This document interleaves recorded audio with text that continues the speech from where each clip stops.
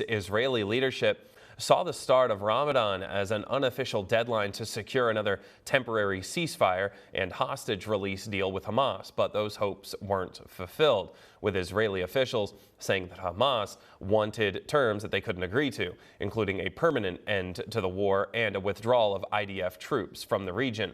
Now that the month-long holiday of Ramadan is in session, the world is watching to see if another round of peace talks will persist. This as tensions build between Israel and the United States. Chris DeMeo has the latest.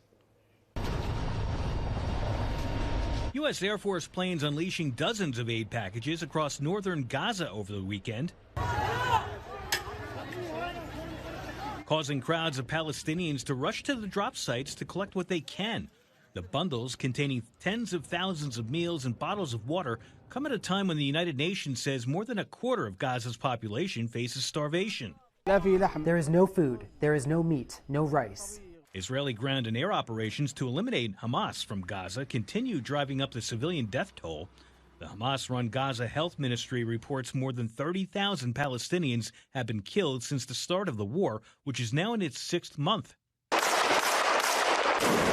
IDF campaigns across northern and central Gaza have displaced much of the population to the southern town of Rafah, a place Israeli officials call one of the last Hamas strongholds in the region.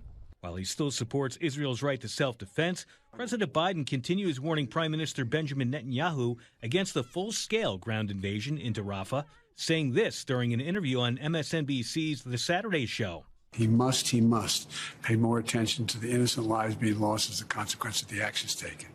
He's hurting, in my view, he's hurting Israel more than helping Israel. Meanwhile, with the Muslim holy month of Ramadan now underway, displaced Palestinians throughout Gaza are trying to celebrate the best they can.